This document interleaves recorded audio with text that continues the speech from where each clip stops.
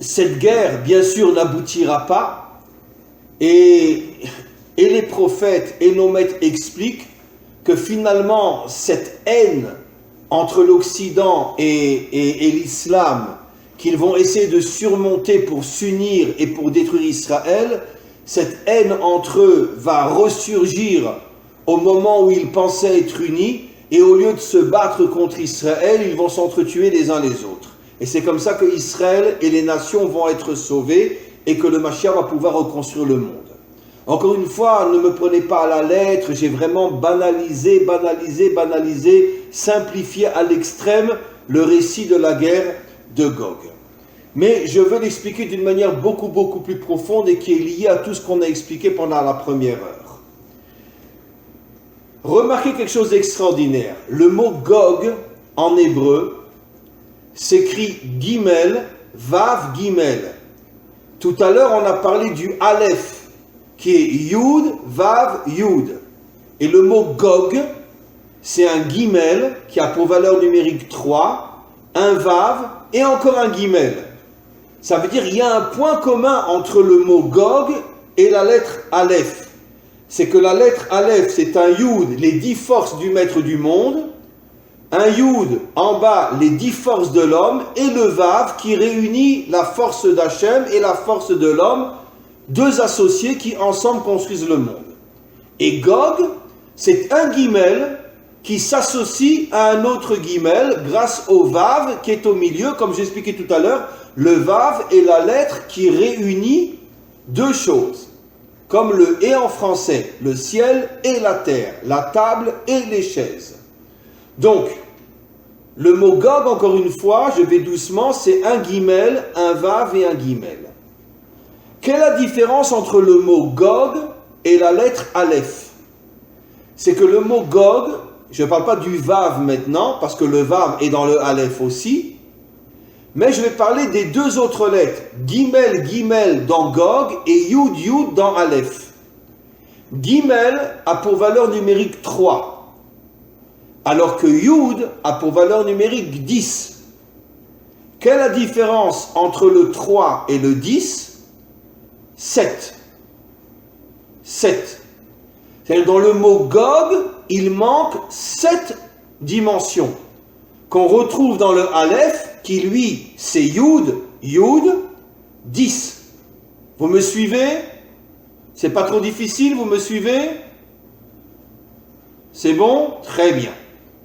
Donc, le mot Gog, qui fait allusion dans les prophètes à l'union des nations ou des dirigeants des nations qui vont vouloir détruire l'État d'Israël juste avant la délivrance finale, le mot Gog est un mot qui en vérité cache des secrets absolument incroyables, puisque le mot Gog fait et dit avec le Gimel qui a pour valeur numérique 3, alors que le Aleph a 7 dimensions de plus, 3 plus 7, puisque c'est 10.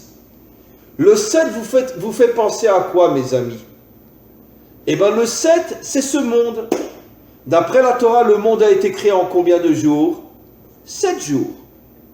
Alors, encore une fois, ce sont des codes, comme je l'explique souvent dans mes cours, ce sont des métaphores, c'est pas à prendre à la lettre, mais restons au premier niveau. D'après la lecture première de la Torah, le monde a été créé en 7 jours. Donc le temps, dans notre dimension matérielle, a 7 jours. Et jusqu'à aujourd'hui, une semaine, pour tous les peuples, c'est 7 jours. Les Français, les Russes, les Chinois, même en Iran et même en Arabie Saoudite, une semaine à 7 jours. Ça a été accepté par l'humanité tout entière. L'espace, mes amis, a aussi 7 dimensions. Je vais donner un exemple. Regardez-moi. Je suis là où je suis. Très bien. Donc, je suis un point. J'ai en face de moi le nord. J'ai à ma droite l'est. J'ai à ma gauche l'ouest. J'ai derrière moi le sud. Je suis à combien de points? 5. 4 autour de moi et moi qui suis au milieu. 5. Mais j'ai au-dessus ce qui est au-dessus de moi et ce qui est en dessous de moi. 7. Regardez comme c'est extraordinaire. l'espace-temps dans notre monde matériel a 7 dimensions. Le centre par rapport où je suis, le nord, l'est, l'ouest, le sud, au-dessus et en dessous. Et le temps, les 7 jours. Donc le chiffre 7 correspond à la dimension, à l'espace-temps de ce monde matériel dans lequel nous sommes. Toute la matérialité est composée par la dimension 7, 7 dans le temps et 7 dans l'espace. À quoi fait allusion le 3 ? Alors revenons aux attributs divins. Nos maîtres expliquent, et je vais l'expliquer d'une manière très simple, de manière à ce que tout le monde peut comprendre sans rentrer dans des notions de Kabbalah trop profondes. Il y a dans les 10 attributs divins 2 grandes catégories, disent nos maîtres. Les 3 premières font allusion au cerveau et les 7 dernières font allusion aux forces de l'action. Donc, comme un homme, avant d'agir, il a besoin de penser. Qu'est-ce que je veux faire ? Qu'est-ce que je veux réaliser ? Et après avoir pensé ce qu'il veut faire, il dévoile en lui les forces dont il a besoin et après il agit. Donc il y a en vérité 3 étapes qui mènent à l'action: la pensée, la volonté qui englobe l'ensemble des forces qui vont me permettre d'agir, et l'action elle-même. Nos maîtres expliquent que les 3 attributs divins d'en haut font allusion au monde de la pensée, l'idéal, la pensée, la conscience, et le 7 fait allusion aux qualités qui s'incarnent dans l'action. Je dirais la volonté qui s'incarne dans l'action. Vous remarquerez que Gog, Gimel, qui correspond au chiffre 3, correspond aux 3 qualités d'en haut, mais il lui manque les 7 qualités d'en bas. Ça veut dire que Gog fait allusion à un monde qui a la pensée, mais qui n'a pas l'action. C'est-à-dire que l'action est complètement déconnectée de la pensée. Alors, je fais allusion à quoi ? Qu'est-ce qui se cache derrière mes explications ?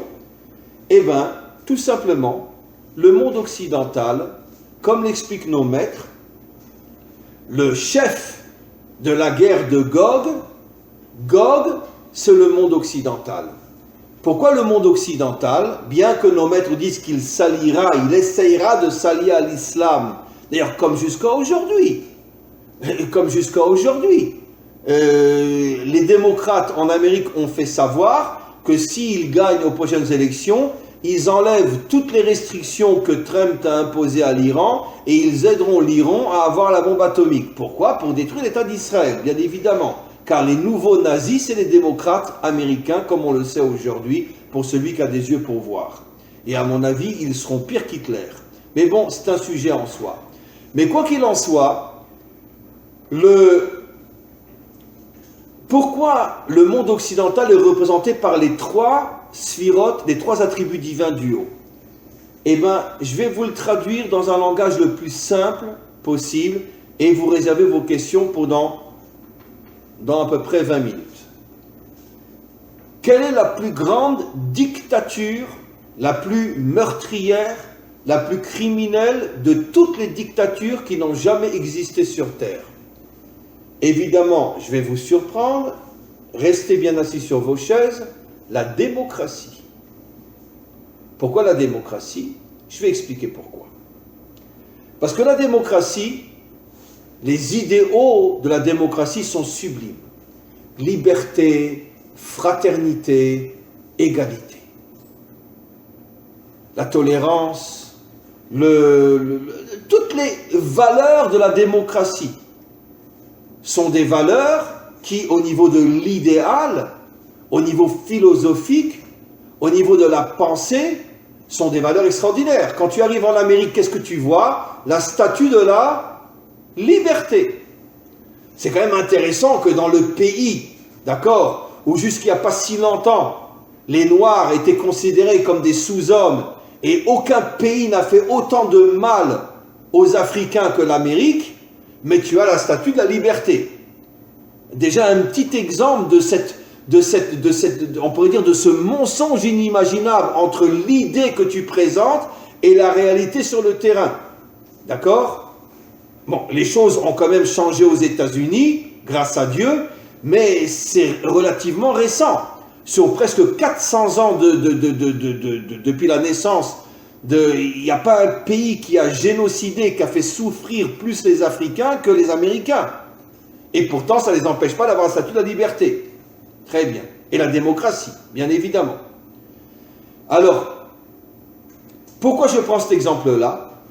Pour montrer que la démocratie, c'est une vitrine fabuleuse au niveau des idées, au niveau de l'idéal. La vitrine est fabuleuse, mais sur le terrain, c'est tout le contraire.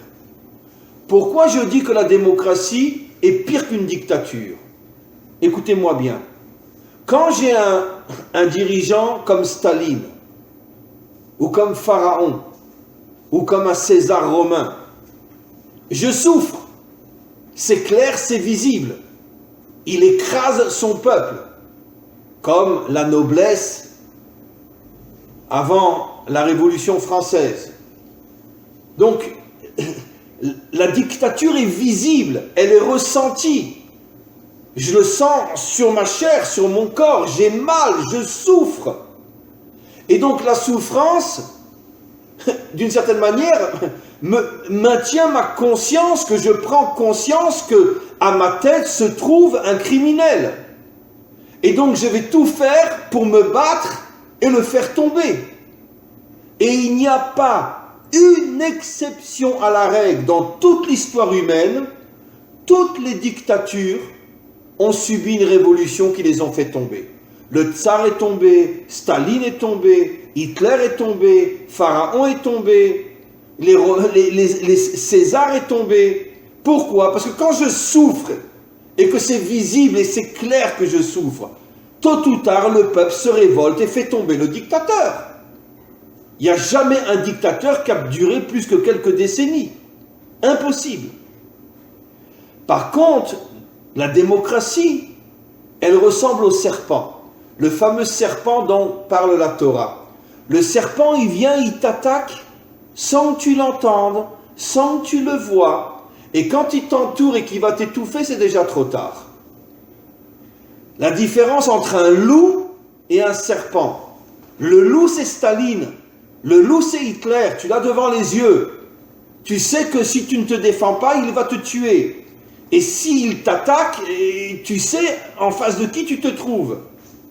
Mais le serpent, tu ne le vois pas, il vient sans faire de bruit. Et il te démolit, et tu ne te rends même pas compte que tu t'es fait démolir. Pourquoi la démocratie dure depuis tellement longtemps? Parce qu'elle a compris quelque chose d'extraordinaire. Remplis le frigidaire aux citoyens, ils te foutent la paix et tu fais ce que tu veux. Et tu peux comploter autant que tu veux. Ils ne rentreront pas dans le magasin. Ils restent séduits par la vitrine. La démocratie, c'est une dictature qui a su se créer une vitrine tellement belle au niveau de ses idéaux, au niveau de ses valeurs. C'est vrai que le monde occidental a des valeurs, waouh, incroyables. Mais sur le terrain, quelqu'un sait vraiment ce qui se passe? Quelqu'un sait vraiment ce qui se passe sur le terrain? Qui sont derrière toutes les guerres? Et bon, donnons un exemple simple. Un exemple très simple. Pourquoi à l'époque, comment s'appelait-il, le président américain qui a attaqué l'Iran? On veut sauver le monde d'une guerre nucléaire. On n'a jamais trouvé des armes nucléaires en Irak, tout le monde le sait. Mais c'était un prétexte pour...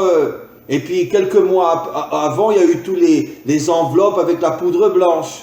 C'était la CIA qui l'envoyait partout pour faire croire que c'était les Irakiens. Et puis après, comment il s'appelait? Je ne me rappelais plus, bon, peu importe. ce président a fait croire que bon, ben, les Irakiens ont la bombe atomique, si on n'envahit pas l'Irak, c'est la fin du monde. Et tout le monde sait aujourd'hui que ça a été un des plus grands complots, un des plus grands mensonges insupportables jamais commis dans notre civilisation. Tu attaques un pays en inventant qu'il a la bombe atomique alors qu'il n'a rien du tout. Donc, mais au niveau de l'idéal, on part en Irak pour sauver le monde. Non, tu pars en Irak pour prendre tous les puits de pétrole. Mais au niveau de la vitrine, non, on part en guerre contre un pays qui met le monde entier en danger. Ils ont la bombe atomique. Dans le magasin, le discours est très différent. Dans le magasin, c'est qu'on va récupérer toute l'économie irakienne, c'est-à-dire les puits de pétrole. Mais au niveau de la vitrine, pour séduire les peuples, on va sacrifier nos soldats pour sauver le monde de la bombe atomique. C'est ça la démocratie.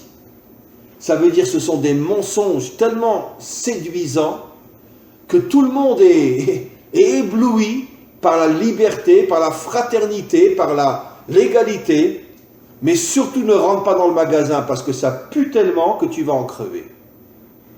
Voilà. C'est pour ça que je dis que la démocratie est en vérité la dictature la plus criminelle jamais produite sur Terre, parce qu'à force de voir les dictateurs renversés, les dirigeants se sont posé la question, mais qu'est-ce qu'on pourrait faire pour que le peuple nous foute la paix? Alors ils ont compris.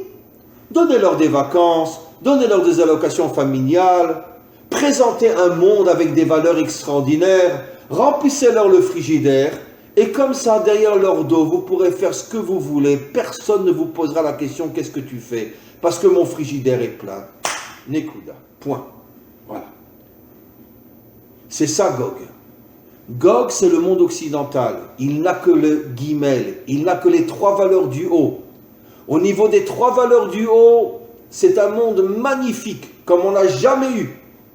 Statut de la liberté, les droits sociaux, tout ce que vous voulez.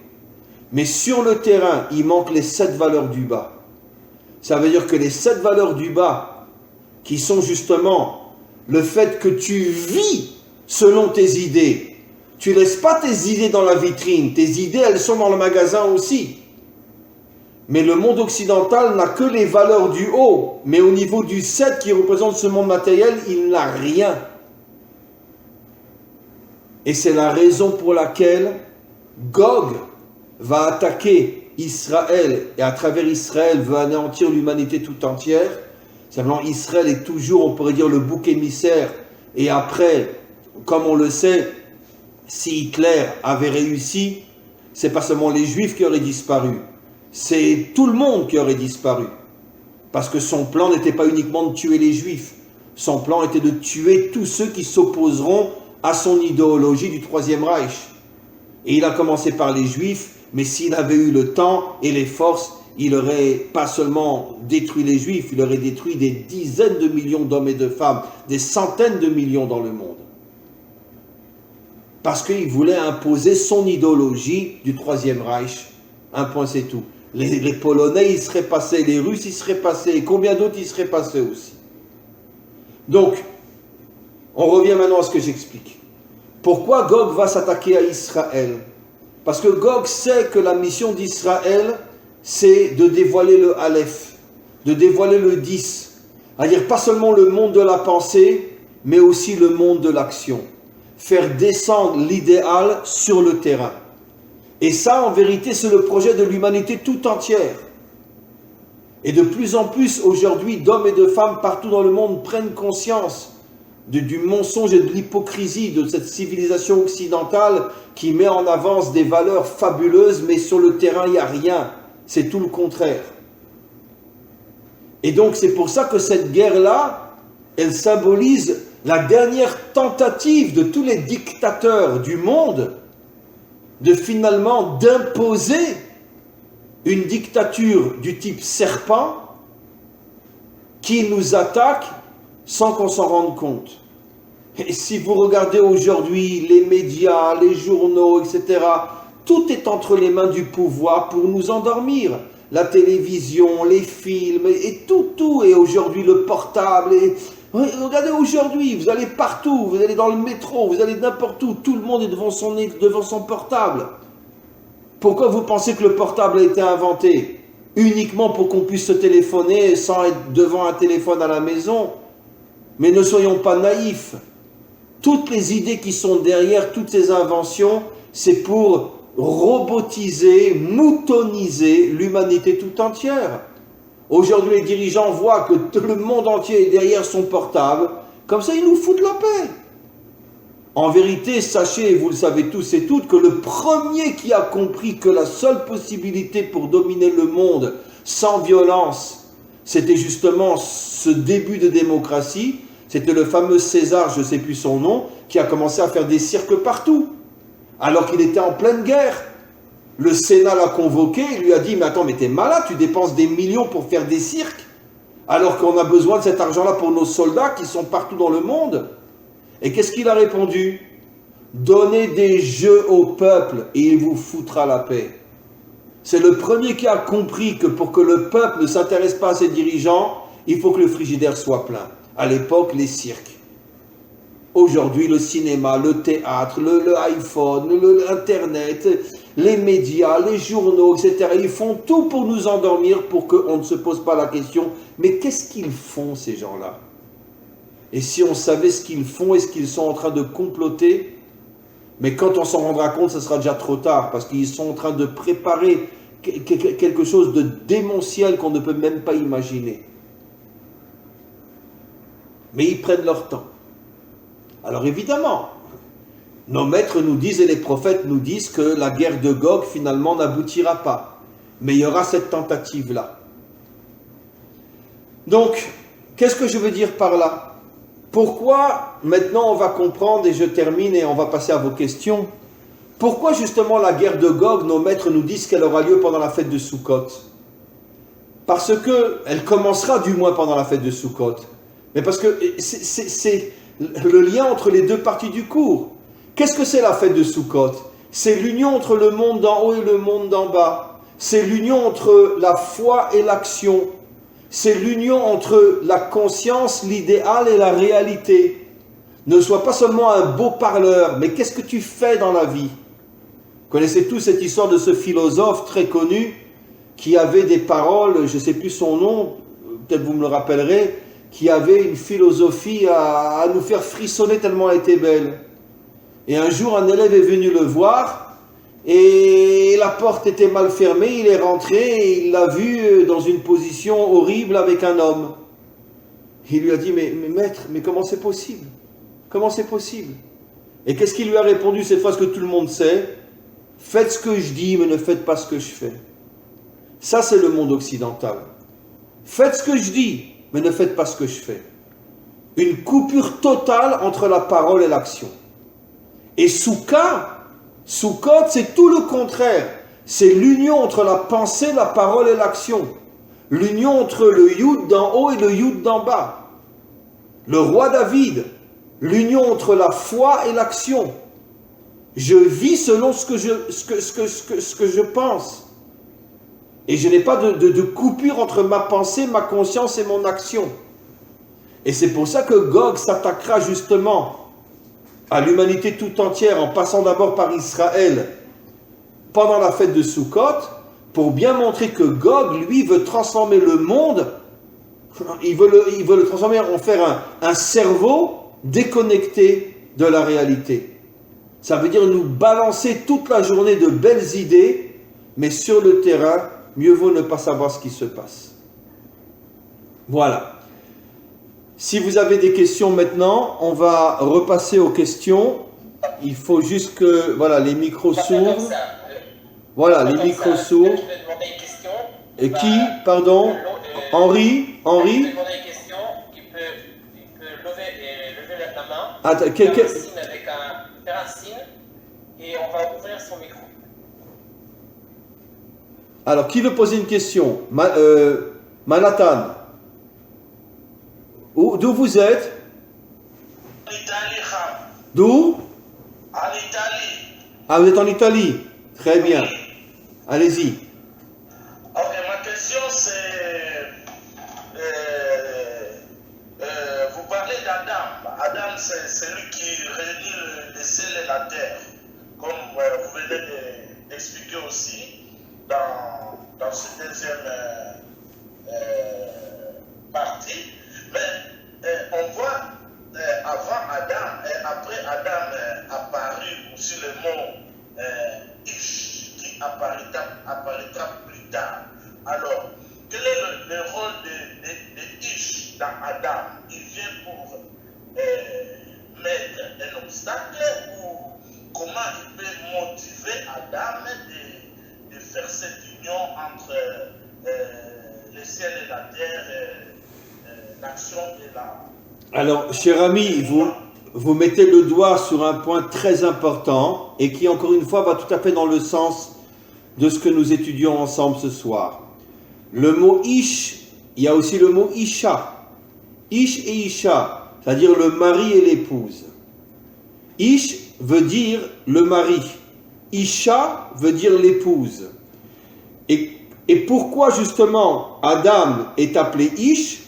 Pour nous faire comprendre justement que qu'est-ce que c'est un homme? C'est pas seulement l'union. Là, vous touchez à un point tellement important qu'on va pouvoir en parler pendant des millénaires. C'est pas seulement l'union entre le ciel et la terre, c'est aussi l'union entre l'homme et la femme. C'est-à-dire, pourquoi? Parce que l'homme et la femme, pourquoi aujourd'hui la famille disparaît? Pourquoi aujourd'hui le couple disparaît? Pourquoi aujourd'hui on invente de nouveaux couples, homme-homme, femme-femme? Pourquoi aujourd'hui les enfants viennent de toute autre manière que d'une manière naturelle, etc.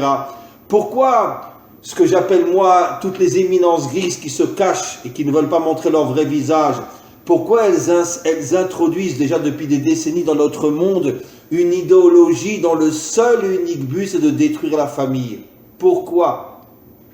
Mais parce que la réussite de la famille c'est le microcosme de la réussite de l'humanité tout entière. Pourquoi un homme et une femme n'arrivent pas à vivre ensemble? Pourquoi? Pourquoi ça marche seulement quand on est copain-copine? Pourquoi ça marche copain-copine et pourquoi ça marche pas mari et femme? Parce que copain-copine, je te dois rien, tu ne dois rien. Quand on a marre, tu t'en vas. Quand j'en ai marre, je m'en vais. Mais quand on est mari et femme, c'est plus compliqué, surtout s'il y a des enfants, s'il y a des biens en commun, etc. Donc c'est beaucoup plus compliqué. Aussi un autre élément, pourquoi copain-copine ça marche? Pourquoi tout le monde aujourd'hui n'est que copain-copine? Mais parce que copain-copine, ça ne dure pas longtemps. Quelques mois, 1 an, 2 ans, 3 ans, il n'y a pas d'usure. Et dès qu'on sent que ça s'use, on change de copain, on change de copine. Mais comment qu'on fait pour rester 20 ans, 25 ans, 30 ans, 40 ans, 50 ans avec la même femme, sans jamais la tromper? Mais comment c'est possible? Comment c'est possible? Il faut donc des forces de renouvellement inimaginables pour pouvoir rester avec la même personne sans la trahir. Et pas seulement sans la trahir, l'aimer après 30 ans de mariage, plus encore qu'au début du mariage. Qui arrive aujourd'hui, après 30 ans de mariage, à aimer sa femme plus que quand il avait 20 ans? Qui arrive aujourd'hui? Parce que nous ne savons plus vivre avec l'autre. Et comme nous n'arrivons pas à vivre avec l'autre, on n'arrive pas à vivre avec son voisin, on n'arrive pas à vivre avec sa communauté, on n'arrive pas à vivre avec un autre peuple, avec une autre religion, avec une autre idéologie, avec un autre courant politique. Tout commence dans le couple. À partir du moment où les couples ne marchent plus, plus rien ne marche dans le monde. Et c'est pour ça que l'idéologie aujourd'hui veut détruire le couple pour détruire le monde. Ou plutôt pour transformer l'humanité tout entière en robots, en moutons, en esclaves, qui seront à la solde de quelques forces dominantes. C'est tout leur projet. Et donc, c'est pour ça que Adam s'appelle aussi Ish et Isha, pour nous faire comprendre que pour pouvoir arriver à unir le ciel et la terre, commence d'abord par unir l'homme et la femme. Et quand tu arriveras à unir l'homme et la femme, tu arriveras aussi à unir le ciel et la terre. Parce que les deux sont liés. Si vous voulez, c'est l'union horizontale et l'union verticale. D'abord, arrive à unir les hommes et tu pourras aussi unir l'homme et Dieu. D'ailleurs, vous verrez que dans les 10 commandements, sur la première ligne, qu'est-ce qu'il y a marqué? Je suis Hachem ton Dieu Et sur l'autre ligne, tu ne tueras point. Quel est le lien? Si tu ne t'entends pas avec l'autre, au point que tu veux le faire disparaître, sache que tu ne t'entendras jamais avec Dieu. Ça veut dire qu'une religion fanatique, extrémiste, qui passe son temps à partir en guerre contre les infidèles, selon sa définition, elle, de l'infidèle, c'est la religion la plus mensongère qu'il y a jamais eu sur terre. Parce que si tu es vraiment, vraiment un vrai croyant attaché au vrai Dieu, comment tu peux partir en guerre contre quelqu'un qui ne te ressemble pas? Au contraire, tu dois essayer de trouver un lien avec celui qui est différent de toi. Comme l'homme et la femme qui sont très différents. Voilà.